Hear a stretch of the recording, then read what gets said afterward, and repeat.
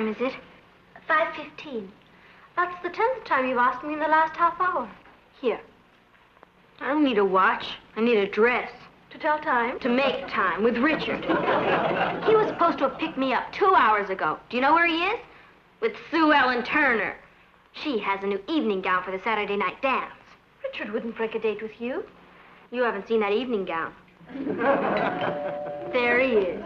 His Royal Highness has finally decided to show up. Well, he's not going to keep me waiting for 2 hours while he's out with another girl. Patty, don't worry. I'm not going to bawl him out or get hysterical and cry. I'm going to be very aloof. I'm going to be very calm, sophisticated. I'm going to say to him, Richard, that's the most inconsiderate thing I've ever heard of. I've been waiting for you for 2 hours, and if you think you can just come around whenever you feel like it and tell me you're sorry, and that it'll never happen again, and that you want me to take you back, well, I won't do it. I don't care if I ever see you again. Sue Ellen Turner can have you for all I care. Oh, you can take Sue Ellen to the dance Saturday night. Okay, I will.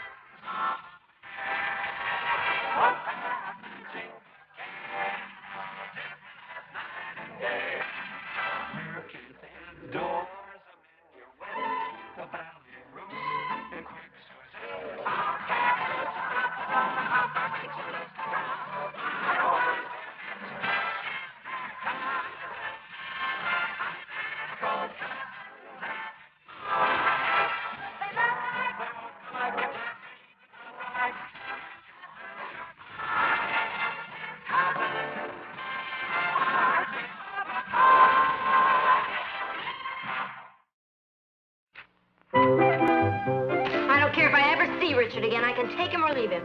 Then why are you so upset? I don't mind leaving him, but I don't want him to leave me. Richard said he misunderstood about Saturday. I'm sure if you called him, everything would work out. Do you think I would stoop low enough to call him? What did he say? He's still taking Sue Ellen. You'd better hurry up, Patty. We'll be late for school. We're having our chemistry final this morning. They can't teach you chemistry in school. Either you have it or you haven't. I haven't. Are you the most popular girl at school? Ha! I can't even get a date with my own steady. Because some blonde comes up with a copy of a Paris original. You know, it's funny about boys. You think you have them all figured out, then whammo, you're nowhere. Yesterday I was an expert. Today I'm a wallflower. That's it. That's what? The dress I'm wearing to the Saturday night dance. I thought Richard broke his date with you. Well, he'll unbreak it when he sees me in that dress. But, Patty, it's so expensive. Where will you get the money? Papa will give it to me. Are you certain? Positively. I can wrap him around my little finger. All I have to say to him is, Papa, darling. No. Are you serious? Test me. But it's for the dance Saturday night. It'll be the most important dress of my whole life. You don't need a dress that expensive, Patty. Papa, if I don't get the dress, I'll lose Richard. That's the first promising thing you've said yet. I'm old enough to pick my own dresses. Honey, when you're old enough to earn your own money, you'll be old enough to pick your own dresses. But while your mother and I are paying, we're picking. I'll pay for it myself. All I need is an advance on my allowance. You're already well into next year. Boy, they talk about teenagers going through a difficult stage. What about parents? Now, Patty, there's very little that your mother and I refuse you. Yeah, but when you do, it's a matter of life and death. I'd hardly put Richard in the category of life and death. I could lose him. I don't think that's going to happen. He never even dates any other girls. That's just it. He thinks I'm great because he has nobody to compare me to. You should see Sue Ellen. That's really unfair competition. Don't underestimate yourself, honey. One date with her and he'll probably never look at me again. Patty, if Richard is so fickle that he can be swayed by a dress, do you really think he's worth having? Yes. Now, will you buy me the dress? No.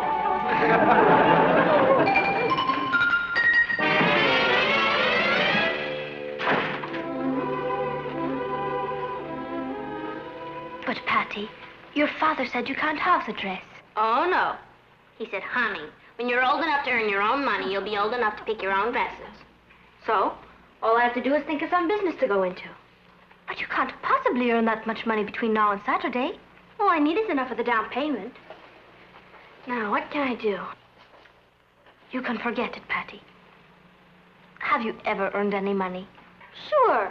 I've done lots of things. To wit, what? Well, when I was 5, I had a newspaper stand out front. As soon as Papa finished reading the morning papers, I'd go out and sell them. And I've done some babysitting. Babysitting? Oh, you mean tot tending? When Father had a newspaper assignment in London, I used to do that to earn extra money. Well, babysitting or tot tending, it's no good. You get $1 an hour, but you can go 2 or 3 weeks before somebody asks you to sit. There's no organization to it.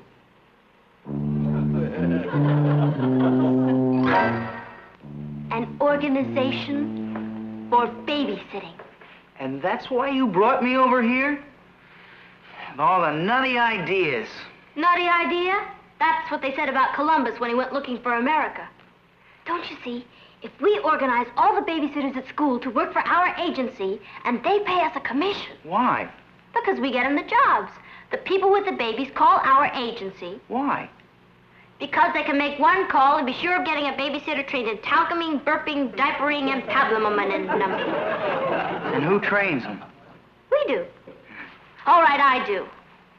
But it's silly of me to explain all that to your executive brain. It's sure... My what brain? Executive. I mean, you'd be sitting behind that big old desk. Doctor's babysitting service. A one-sitter? Right. What address? Bring. Hold it, please.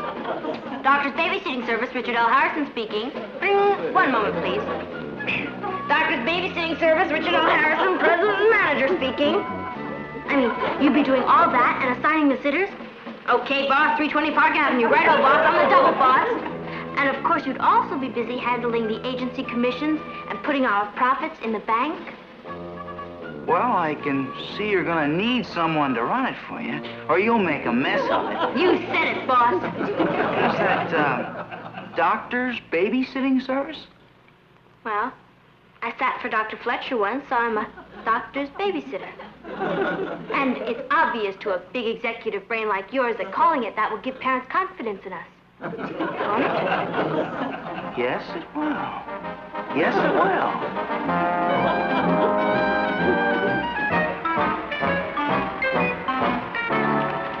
Mom's reading glasses to make me look older and more reliable. Yeah, they do a lot for you.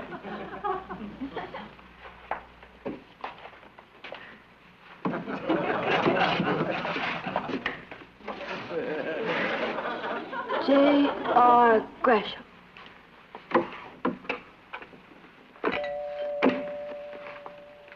Oh, I'll take that now. Now, what's in it? Baby supplies. Oh, it seems like I should carry it. In the medical profession, the nurse does the heavy work, not the doctor. Oh, listen now, don't you tell those people I'm really a doctor. Well, all right. Are you still taking those pills for your stomach? Sure. In the morning and before I go to bed. Well, at least I can say you're taking medicine. Somebody's coming. Well, here we go. Our first call. Good luck. Are you Mrs. Gresham? Yes? Do you have a child who sometimes needs the services of a babysitter? Well, I do have a 5-year-old boy, but when we want a sitter, we usually phone around and manage to find somebody. Thank you. Oh, my goodness. I dropped my doctor's babysitting service kit, which is full of baby supplies, and which all our sitters carry because we're so efficient at babysitting. I don't think... And if you use our service, you don't have to do all that phoning around. One call to Doctor's Babysitting Agency will bring a qualified, trained babysitter to your door practically before you hang up. If we could step inside and tell you about some of our services, we have a whole gob of advantages. After you, Doc. You seem quite young. You didn't say Doc. Yes, ma'am. Harrison. M.D.? No, ma'am. Richard L. We call him Doc because he's taking medicine. Really? Oh, yes, ma'am. Night and day. It's my stomach. It's nervous. My name is Patricia Lane. Miss Patricia Lane. I have never married. Well, won't you sit down? At least I can listen to a few of your agency's gobs of advantages. Well, our biggest advantage is that we can always keep an eye on everything. Are you all right? Yes, ma'am.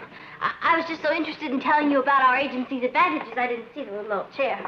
Our other advantage is that all our babysitters are trained in baby care. Well, that is an advantage. Not only are they trained, but wait till you see the kit. Each of our cities carries this doctor's babysitter services baby service kit. It's very complete. Talcum powder, diapers, safety pins, blanket, and rattle. Honey, do you know what those landlords have done?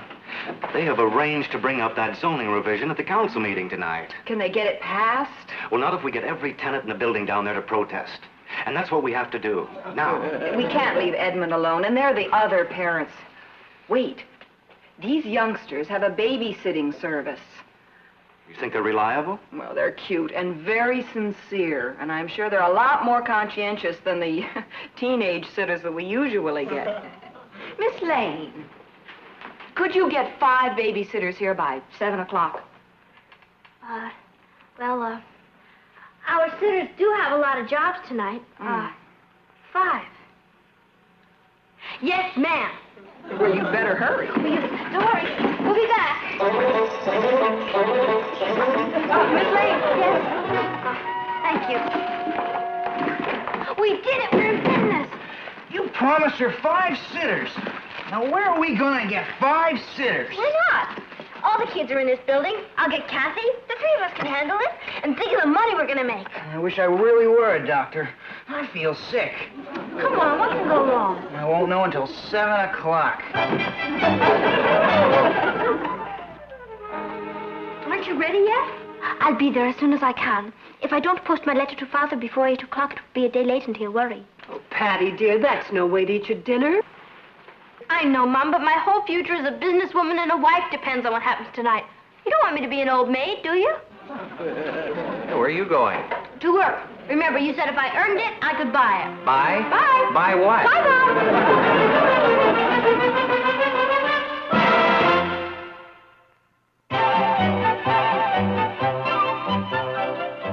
Mom. Honey, the meeting starts in 15 minutes.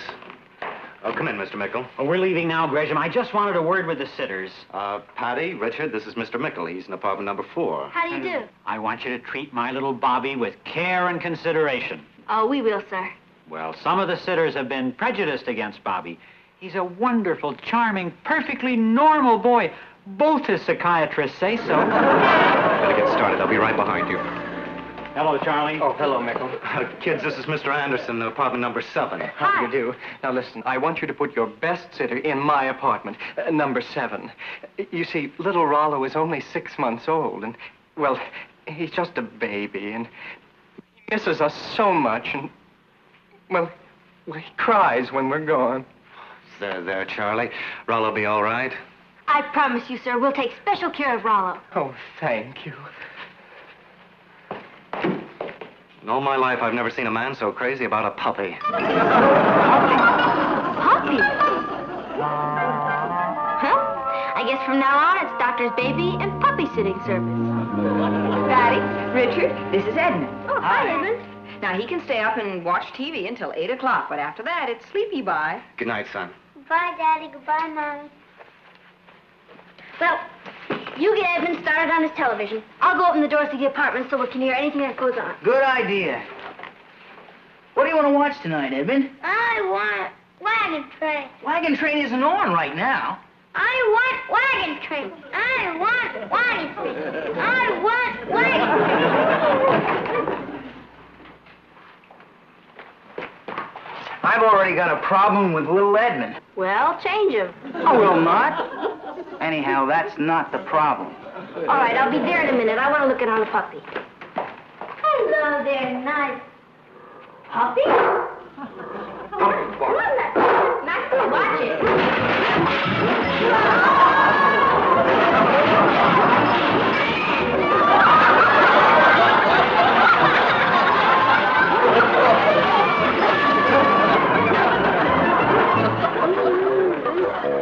Are you all right? Oh, fine. Oh, boy, we gotta do something about that little Edmund. Wagon train! I want to watch Wagon Train! Are you the babysitter? Yeah, I am. Could you come in here, please? Number 4. You know, both his psychiatrists. I better handle it. Oh, no. You take the puppy over with Edmund. After Rollo, anything will be a pleasure. Come on, Rollo. Sweet Rollo. Nice Rollo. I can handle him fine. Come on.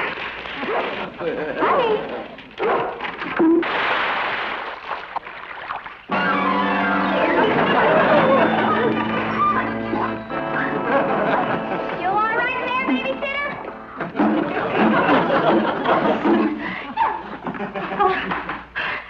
Good. I don't want to knock you off too early. I figure I can get a couple more hours of fun out of you tonight. Oh, you little. You little. Might as well quit, you know. I've already been called everything. The one I like best is the babysitter killer of Avenue B. That was a mean trick, dropping that bucket of water over the door. Please don't tell anybody, please. Well, I don't know. Please don't. That trick's strictly amateur stuff. You'll ruin my reputation around the neighborhood. Well, you'll be good on... I'll do the best I can. But I'm just a fun-loving little monster. Okay, let's get some action around here. Whoa!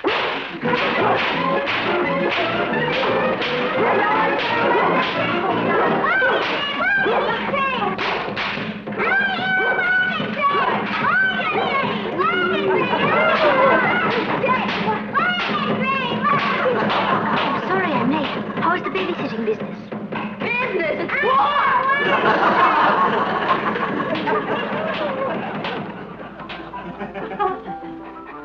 Don't worry, the wagon train will be along any second now. Bobby promised he'd be good if we read to him. So Patty went to get his book. I have both babies in the other bedroom. They're sleeping beautifully. After a while, I'll move them to number 6. Well, here's his bedtime storybook, The Life and Times of Jack the Ripper. You didn't expect me to go for that Mother Goose jazz, did you? I have to get back to my nursery. If you need me, call. My healthy little body is too charged with energy to listen to a book. I want you to play a game with me. I know a nice little game I'd like to play with you. Richard, I think that's illegal. I want to play pin the tail on the donkey. All right, if it'll keep him out of trouble, I'll play with him. I'll play with you, but we won't play pin the tail on the donkey. Okay, you ain't got no donkey anyway. We'll play finger in the ear. Finger in the ear? I close my eyes and see if I can put my finger in your ear without looking. Okay, but we'll do it the other way around. I'll put my finger in your ear. Well,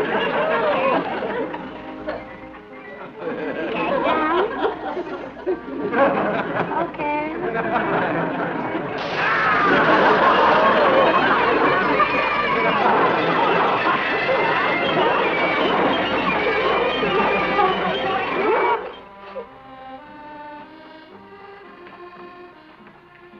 Richard, put Edmund to bed. He's asleep.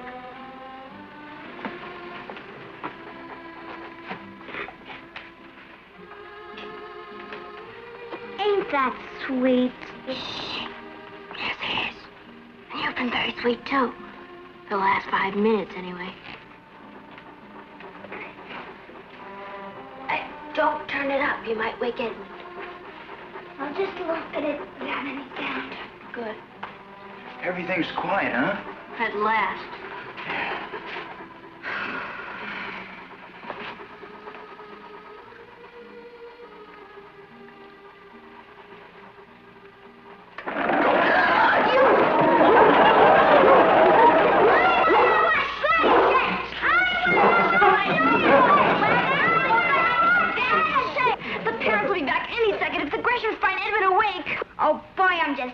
really good at being bad. Put him in with the babies. I'll get him to sleep.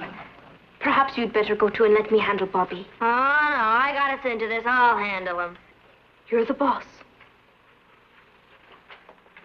You heard what she said. From now on, I'm gonna boss.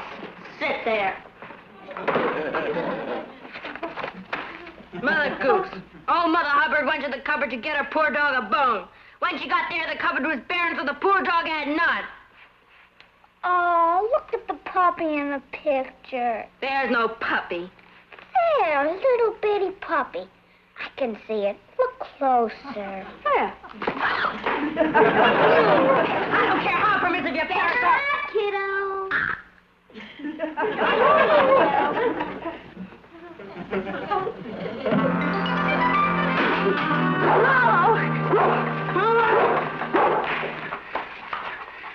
That Bobby's not to be believed. I don't know what he'll do next. I think we'd better find out. I'll go peek in the Gresham's kitchen to see what he's up to. The parents are back. Well, how's Rollo? He's all right, isn't he? Oh, he's fine. He's a number 6, and so are Edmund and the other babies. Where's Bobby? Bobby! I'm in the kitchen, Patty. Come on in. I've got a big surprise for you. A surprise. Isn't that sweet? Why don't you go in and you surprise him? Bobby? You all messy, Patty? I'll clean you off.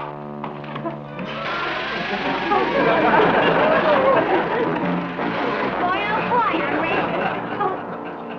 Not tonight. If you're not, you're sure gonna be. Come here.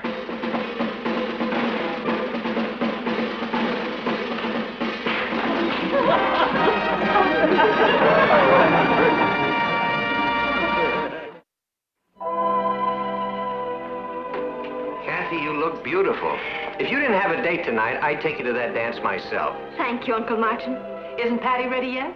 She's putting on the finishing touches. Raising a daughter is really an education. For instance, men always wonder when it is you women start being late for dates. You start in your teens. We need to practice.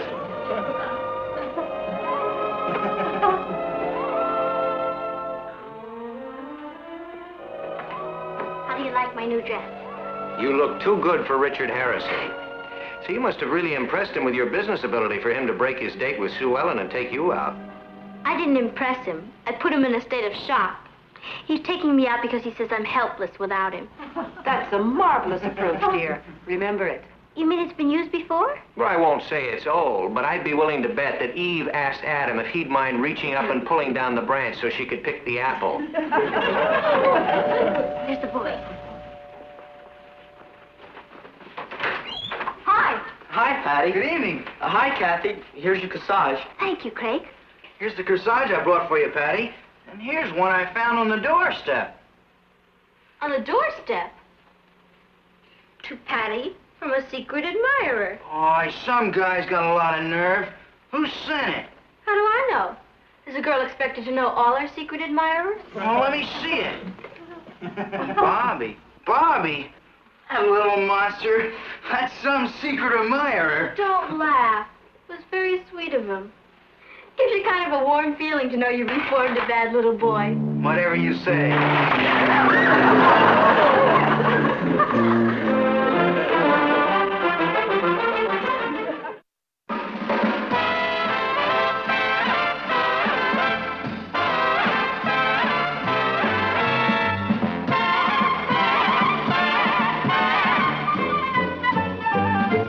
Here's Kathy, who's lived most everywhere, from Zanzibar to Berkeley Square. But Patty's only seen the sights a girl can see from Brooklyn Heights. What a crazy pair! But they're cousins, identical cousins, and you'll find They laugh alike. they walk alike, at times they even talk alike.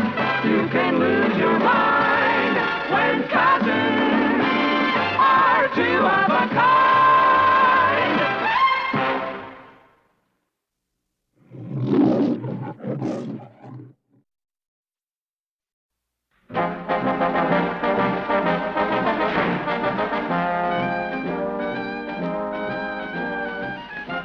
Which works faster, strychnine or sulfuric acid? Sulfuric acid. And besides, strychnine leaves such an unpleasant aftertaste. Go ahead, laugh. What do you care if the whole entire student body cries itself to sleep tonight? Would you be willing to tell us what the whole entire student body will be crying about? The basketball team. We're going to lose the big game. Don't be silly, child. For the first time in 10 years, we've got a team that can't lose. With Stretch Edwards in there, we're a cinch to win the league title. That's the point. He's not in there. He left school today. Stretch can't leave. I mean, the big game is only a week away. Hi, everybody. Isn't it lovely? It was expensive, but worth it. Isn't that a Ferranti original? That's right. It's beautiful. Only one in the world like it. I'm going to have shade made for it. That's nice. It's made of Carrara marble. It's wonderful. Now, tell me about Stretch. His father got a job in Detroit. They moved today. Well, somebody should have talked to his parents. They did. The principal, the coach, and the president of the student body. Is basketball really worth all that fuss? It is when you spent 10 years with a losing team and you finally get a chance to make mincemeat out of the opposition. Why can't they fly Stretch back for the game? Papo, if a student lives out of the district, he's ineligible. And so everybody just sat around and did nothing while we lost the greatest center that Brooklyn Heights High ever had. Why didn't you tell me this before? I just found out. You'd think some public-spirited citizen would have stepped forward and offered his home for this boy. Like who? Like us. He could have stayed here. Martin, let's not get carried away. Now, Natalie, it would only have been for a week. Brooklyn Heights hasn't won a championship for 10 years. Where's your loyalty? It's a shame it's too late. Yeah, he's probably halfway to Detroit by now. You mean you would really have invited him to stay here? Certainly. Why, if that boy weren't on his way to Detroit, he'd be an honored guest in this home tonight. You can come in now, Stretch.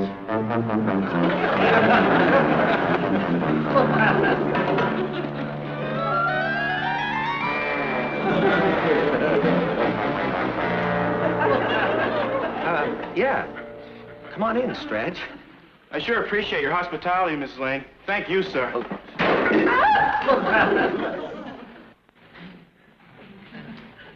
They don't make Carrara marble like these.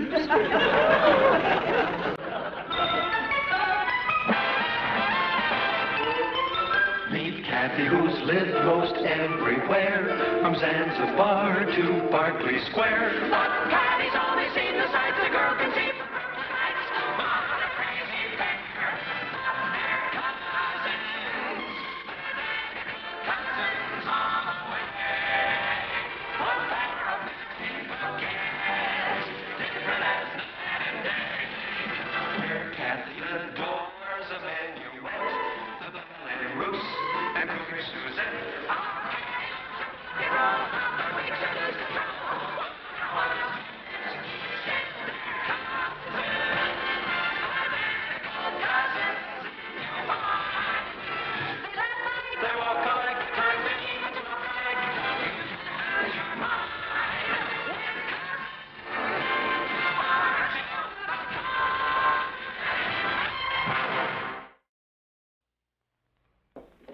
You sure cook a lot like my mother, Mrs. Lane. I imagine she spends most of her time in the kitchen. She always said I could eat faster than she could cook. I believe her. Basketball players have to eat a lot to keep up their energy. There certainly is a lot of them to keep up, isn't there? I'm going to be a basketball player, too, as soon as I put a little height on. Say, while you're here, you think you could teach me some basketball plays? Stick to checkers. Boy, when I grow 6 more inches, am I going to get you? I'll clear the table. Why don't you go in the other room? I'd like to help, Mrs. Lane. No, never mind. The girls will help her. I really want to help. I appreciate everything you've done for me.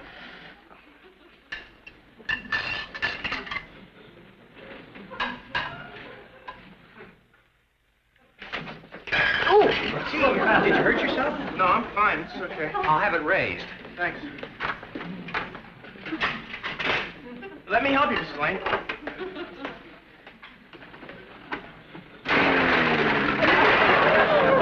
Gosh, I'm sorry. Oh, don't give it another thought, boy. That just goes to prove what great shape you're in. Right?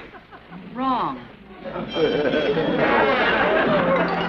should work nicely. Cuckoo, one for each foot. Isn't it wild having Stretch here? He's a bit awkward, isn't he? Not on a basketball court, he's not. Stretch Edwards is the greatest center Brooklyn Heights High ever had. So he can toss a ball in a basket. He scored over 30 points in all the games this year. If Stretch Edwards isn't great, I'd like to know who is. Vladimir Horowitz. Where does he play? Philharmonic. Oh, that's Vladimir Horowitz. Boy, wait till I tell the guys Stretch Edwards slept here. They'll flip. I sure wish he'd teach me how to play basketball. Gee, this looks great. All set, Stretch. We put an extension on for you. Oh, it feels good. Sit? Sure does. Perfect. Good. You sure you're comfortable? Sure. Thanks a lot. Good night, Stretch. Good night, Daddy. Good night. Good night, Ross. Sleep well. Night, Stretch. Night, Ross.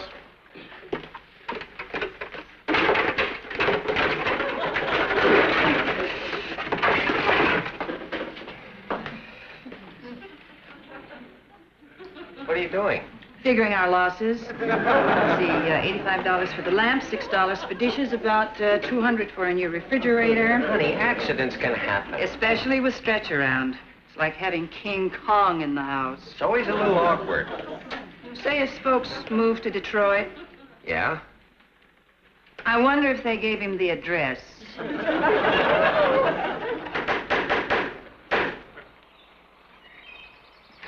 How much? Oh, it's $14.95. Now, don't worry about it. When Stretch leaves, Ross can use it. Hey, come on, Stretch. Try a few shots. Come on. Come on, Stretch. Great Stretch. Beautiful. Isn't it a little close to the house? Certainly not. That boy's got the eye of an eagle. And the grace of a hippo. There you go.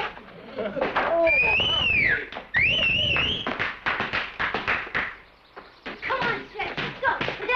Come on, show out. Come on, Stretch. Let's try a little teamwork. You'd better not, Mr. Lane. I throw him kind of hard. The harder, the better. I used to play a little basketball myself.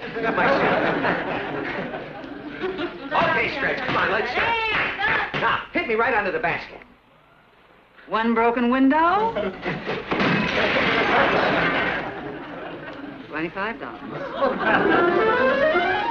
Good evening, Coach Cogler. Oh, good evening, Mrs. Lane. I hope I'm not intruding. Oh, not at all. They're playing the Purdue-Stanford game in the living room. Oh, Rob. Come on in. Coach Cogler. Mark. Good evening. You know everyone. Yes. Hello, everyone. Hi, Coach. Hi, Kathy. Won't you sit down? Hi, Patty. Thank you. I don't want to seem premature, Coach, but congratulations. For what? For coaching the first Brooklyn Heights champions in 10 years. Does anybody here know my wife? Well, yes. Mrs. Colburn is my English literature teacher. Well, when I got up this morning, I said to her, Florence, only 6 more days and I'll have that silver cup right in my hand. And she said, Horace, you haven't got a chance. And I said, why? And she said, because he's flunking. And I said, who? And she said, Stretch Edwards. Well, when I came to, I said, if it's close, Florence, let him pass. Please, Flo. And she said, how can I? He's got a semester average of 27 out of a possible 100. I made a deal with her. The final examination is Friday. She said she'll pass you if you get a B. Thanks, Coach. You're all heart. No, just level with me. Don't let me get my hopes up high. Can you get a B? No. Thanks. Have a nice trip to Detroit. Isn't there any chance you could pass that test? Not even if my own mother gave it to me. Well, it was a beautiful dream while it lasted. No B, no game. Of course Stretch can play, if he wants to. He can? Certainly. You are all arguing on a false premise. But I still have to pass that test. I know. That is the simplest thing in the world. Edgar Allan Poe, American author and critic, born 1809, died 1849. Among his stories were the murders of the Rue Morgue and the Purloined Letter. His poems, The Raven, The Bells, and Annabel Lee, are noted for their fantastic imagery. Great! Do you think it'll really work? Of course it will. It's psychologically motivated. Repetition is impressed upon the subconscious so that he can draw on the information at any time he pleases. It's a kooky way to win a basketball game, but who might argue with science? There it is, Stretch. The unconscious teacher. Well, we're going to win this game. I don't get it. It's a revolutionary educational technique. It's a cinch. You learn while you're asleep. I don't learn when I'm wide awake. You've got to think positive. Positively. So I said, positively. Well, let's pop into bed, Stretch. Now? It's only 8 o'clock, Mr. Lane. Who goes to bed at 8 o'clock? I do. I never go to sleep before 10 o'clock. Well, this night is different. This is going to be the most rewarding night's sleep you've ever had. And tomorrow morning, those questions will be what you call a snap. You mean I have to listen to that all night? You don't have to do anything. Your subconscious will do all the work. Now, let's get under the covers. How do you sleep at 8 o'clock? Try closing your eyes for a starter. Good night, Stretch. Good night, Patty. Good night, Patty. Good night, Rob. Good night, Patty. Deep breath. Give the boy a chance. Okay. Now, you be quiet. I won't even brush my teeth. Good. Stretch, I'm sorry. It was an accident. Stretch, do you hear me? It was just an accident. I'm sorry. He's asleep.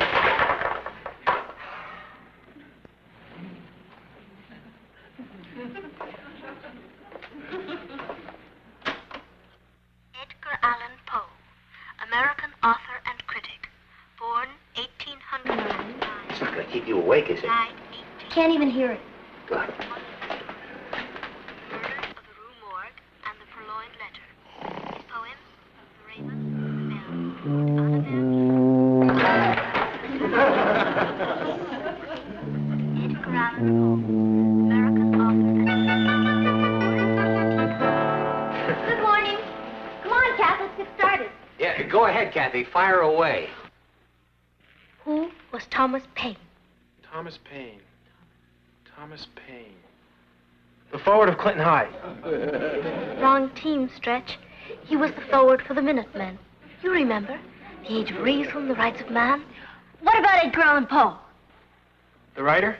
I knew he could do it. He wrote...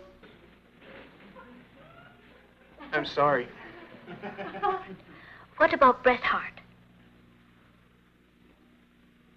It's no use. I just don't know. Sure you do. He wrote...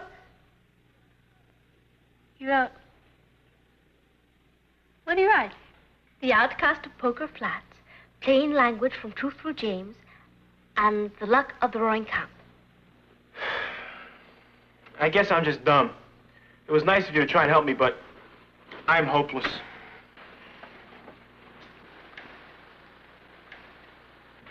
Stretch. There goes our last hope. I'm sorry, darling. I can't understand the machine not working. I can't either. Everyone knows that Edgar Allan Poe wrote The Bells, The Raven, and The Purloined Letter, that Robert Louis Stevenson wrote Treasure Island and Kidnapped. Didn't work, huh? Listen to him. Great. Now all we have to do is teach him how to shoot a basket, stretch him 4 feet 5, and everything will be fine.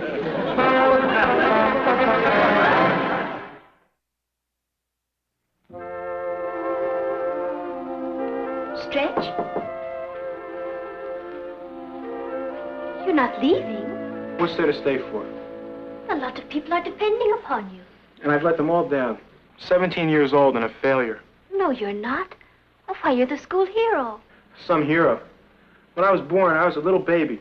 I mean, little. I was just like everybody else until I was 10. Then all of a sudden, I shot up. And now all I'm good for is playing basketball and helping my father paint the ceiling. Believe me, I wish I needed a ladder. I feel like a freak. You mustn't feel like that, Stretch. I feel silly calling you Stretch. What is your real name? Elliot.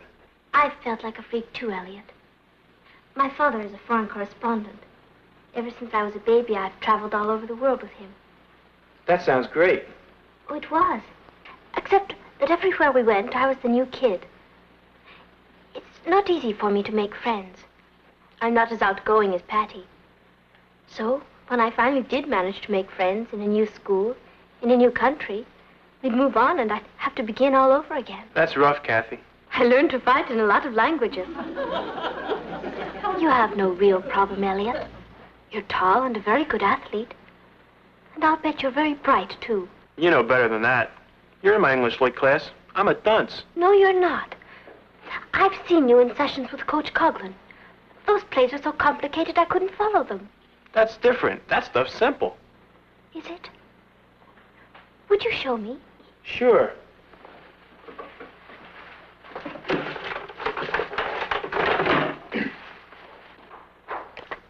Everything's with numbers. For instance, this is number 12. I'm at center. I pass the ball to the forward, who flips it over to the guard. Guard feints and passes it over to the point man. The point man takes it and dribbles over to the other forward, who passes it across to the other guard. The guard takes and dribbles down to the other forward and gives it back to me. I take it and pass it over to the guard. He dribbles down to the other forward, who passes the ball to me. I take it and wham. 12 means all that? That's one of the simple ones. We've got 35 plays. Some of them are real tricky. And you've memorized them all by numbers. It's easy. Elliot, I want you to listen to me. You are going to pass that exam. Me? You. And we're going to do it by the numbers. Something to keep your strength up. Gee, thanks. That's all right. How's it going? Beautifully. Listen. Now, by the numbers. 11. Hup! 11, Robert Louis Stevenson. Born 1850, died 1894. Rode Kidnapped Treasure Island, the Master of Ball and Tray. Right. 17. Hup! 17, Mark Twain, pseudonym Samuel Langhorne Clemens. Born 1835, died 1910. Rode Tom Sawyer, Huckleberry Finn, Connecticut Yankee. That's great, Stretch. You know something? What? It's easy with you calling the singles, but who's going to quarterback during the examination? We'll worry about that later. Let me handle that when the time comes. No, thank you. Right now, we've got to get those signals. 77. Hup! 77, Edgar Allan Poe, American author and critic. Born 1809, died 1849. He wrote...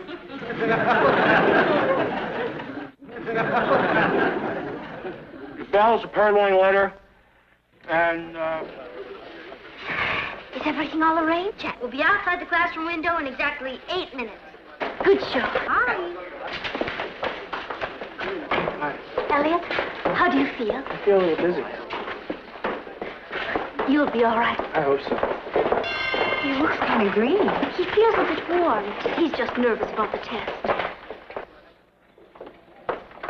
This is the final examination in English literature. It concerns the lives and works of writers we've discussed in class. Now, you have an hour to complete the examination, and you may begin now.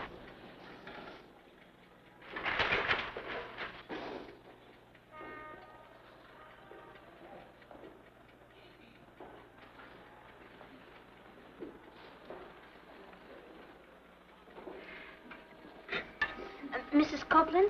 Yes, Kathy? It's terribly warm in here. May I open the window? Certainly. Thank you.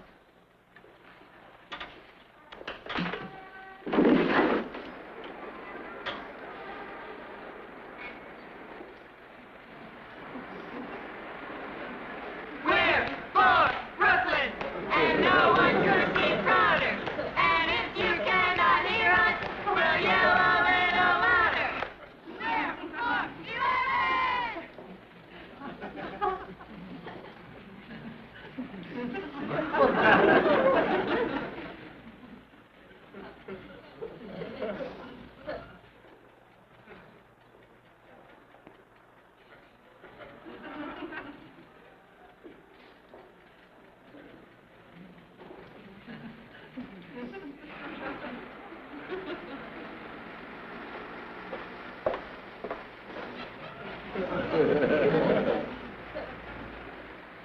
Hello, Mrs. Coughlin. That noise is disconcerting, Kathy. Would you mind closing the window? Terribly warm in here, isn't it? Oh, it's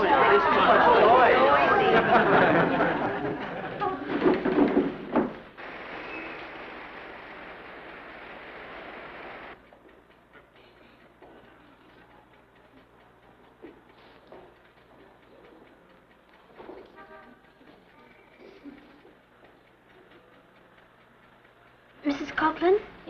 Yes, Kathy. I still think it's terribly warm in here.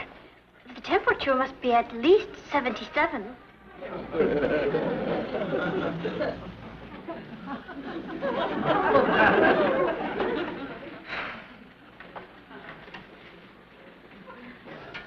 Mrs. Coughlin? What is it now? The clock says it's 14 after 10. Actually, it's 16 after. Well, thank you for calling it to our attention. Don't do it again. Mrs. Coughlin, Kathy. this is room 19, isn't it? I want to put it at the head of my paper. I want you to finish the balance of this examination in the assembly hall. But I... Right now.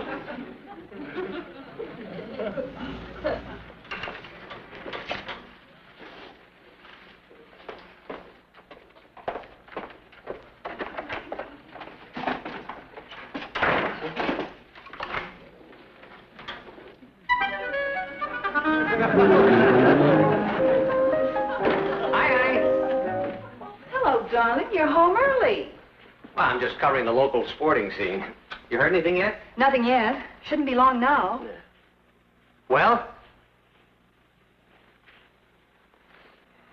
He flunked. Everything went fine until Mrs. Coughlin closed the window. What's got to do with the examination? Oh, nothing. Kathy. I tried to help him, but Mrs. Coughlin got a little disagreeable about it and insisted I leave the room.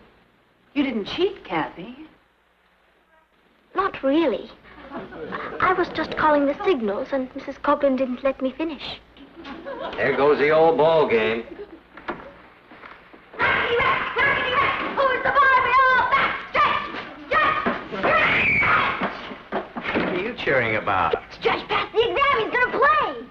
It worked. I don't believe it. He didn't either. Well, congratulations. We just heard. We knew you could do it, boy. Wonderful. What about this? There was nothing to it. The boy is a brain. And we're going to play in the league finals, and we're going to win. Yeah! Aren't we, Stretch boy? Rickety-rack, rickety-rack. Who's the boy? We all back. Elliot!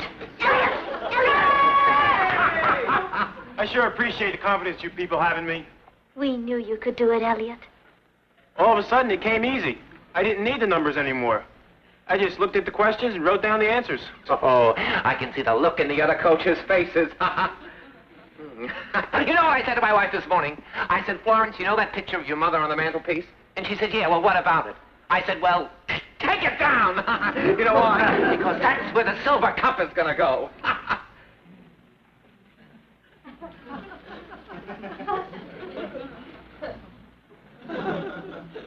You know why she's not going to take that picture down, Stretch? Why? Because you've got the measles. The measles?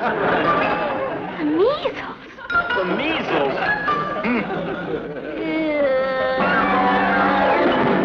I've waited 10 long years for this day. And what do I end up with on my mantle?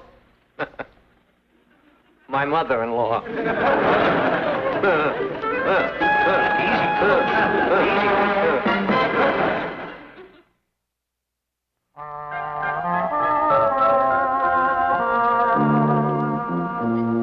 How do you feel? Okay. I'm sure sorry, Kathy. Why? I've been nothing but trouble. Now you've got me for 2 more weeks. I don't mind. I'm beginning to like athletes a lot. What you're doing for us is terribly nice. Oh, it isn't anything.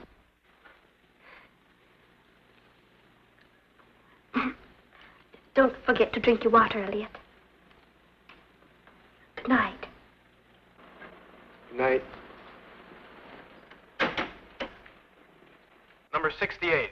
The center pushes the ball to the guard, flips it over to the forward. The forward takes the ball and throws it to the point man. The point man takes it and dribbles out of the center. The center takes it and throws it to the guard on the left side. The guard on the right side. The man takes it and